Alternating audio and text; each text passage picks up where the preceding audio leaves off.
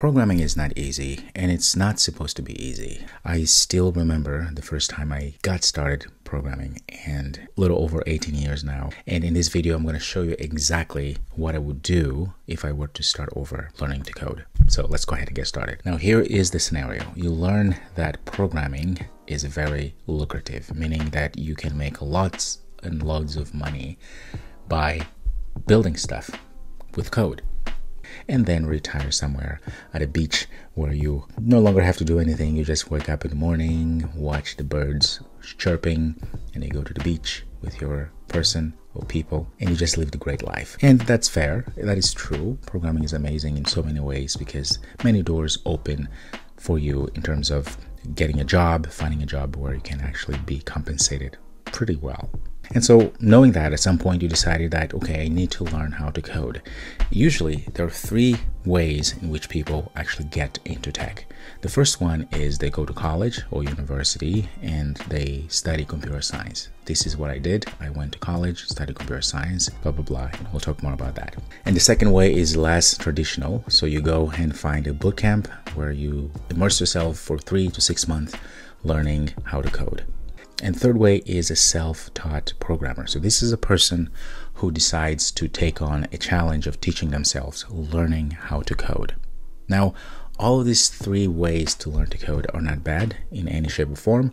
The first way, which is going to college, which I did, and many people do, I think it's not necessary, and I tell you why. When you go to college to learn computer science, you're learning the science of computing, which means you're learning how computers work, but most importantly, how can you as a person learn the lingo that allows you to eventually learn how to program. That is essentially what it is. I'm not saying that colleges don't teach you enough, but I don't think is the number one way for you to learn to code, because honestly, if you go to college for computer science, you're going to have the very good basis on how computers work, how coding in general works, but you're not going to be really learning how to program. You're going to have some basics on how to program.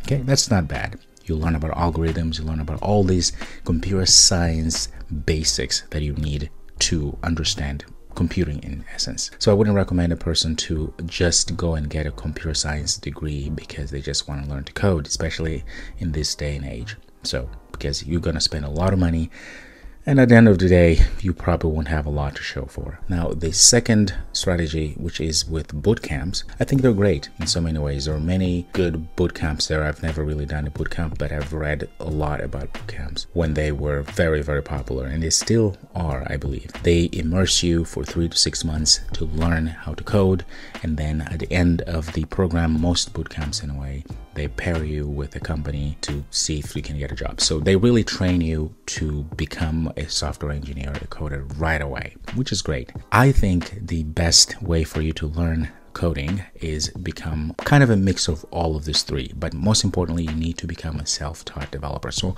a self-taught programmer is someone who decides that they want to learn themselves how to code. They buy books, courses, YouTube, and they start their journey. Now, here's the problem with the self-taught. The problem now is that you have too much information. Yes, there's such a thing. You have just too much to digest.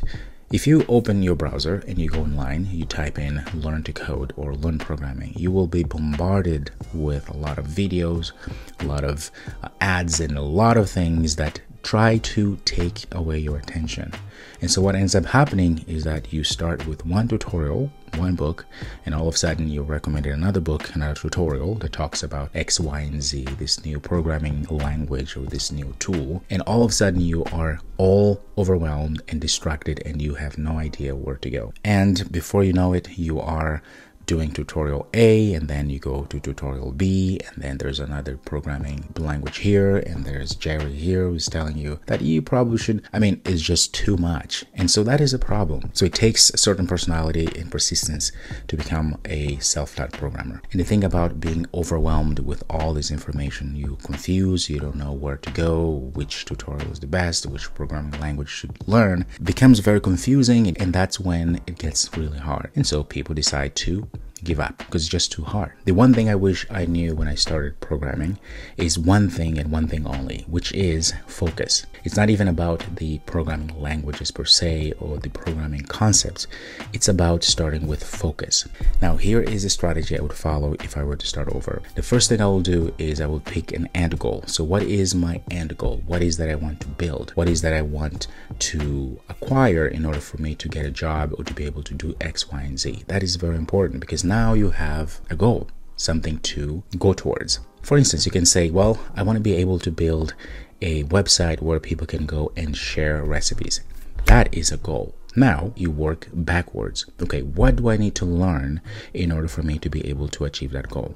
Well, the very first thing, regardless of your goal when it comes to programming, you need to learn the basics of programming. Just pick a language. And what I would pick, I would definitely pick Python. Don't pick Java. The reason being is Python is a very popular language for many reasons. Number one reason is that Python is an easy language to get started with. It doesn't have a lot of jargons. You can just say print hello world and it prints hello world. So it's very easy, beginner friendly. So let's start there. Once you pick the language, go ahead and learn the very basics. What are variables? How do you do if statements, for loops, the very basics of programming. Now, these basics of programming, you cannot skip them. The problem is you have an idea and you want to go straight to build that. That is not good. So focus on the very basics of programming. Variables, loops, functions, and all of these things, and really understand those. You don't have to understand everything about programming to start creating things that are useful. So I would suggest then, as soon as you know the basics, as soon as you are a little bit dangerous with the language, what you do is you start building small things that are useful. Very small programs that are very useful. Build that and get that habit. As you build this project, you are using what you've learned previously, the foundations. So now you're solidifying what you've been learning. And that's how you do it. And so as you build a small project, you need to ramp up. So you build the first little project that does something that is useful. Next time, go back and learn something new, the basics, the fundamentals, hone in on those fundamentals, and then you build something a little bit more next time. Okay, so continue ramping up your skills as that. Keep in mind, all this time you have to think about what is that you building. You have to build something, not the big goal yet. You're building small things to give you the confidence to get all of these fundamentals, concepts of programming so that you're ready. Next thing I will do, I will encourage you to start reading code. Yes, what you do is read other people's code, even if you don't understand it. Go to GitHub and start reading code. There's a lot of GitHub repos out there about Python or any other language. In this case, just focus on Python and start reading all of that. What that does is, even if you don't understand, you're going to start seeing the patterns of how good code is structured. So read code. That's something people don't tell you. That's the next thing you need to do. Remember that learn to code is a process of iterating through the same process, come back and forth, but you're getting larger in the things that you're building. And that's how you have to think about it. The other thing also is you need to learn to be patient with yourself. Most people start learning programming and they get frustrated because they're not at the level that they would like to be. Here's the thing you have to remember. Most of these amazing coders out there, they had to start somewhere. So don't compare yourself. You just keep doing what you're doing, keep learning, keep a journal as you're learning so you can see your progress. Today I did X, Y, and Z. I built X, Y, and Z. And continue this process. This iterative process is how you learn it. Patient with yourself. Don't try to rush things. Don't get frustrated.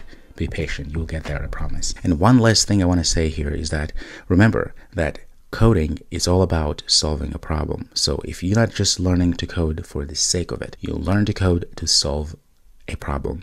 And always think about that. You are a problem solver. You're just learning a tool that will allow you to be able to solve a problem that you're trying to solve. So that is the end goal. Thank you so much for your time. If you like this video, like it, subscribe to this channel because I always give great advice. All right. Thank you so much, and I'll see you next time.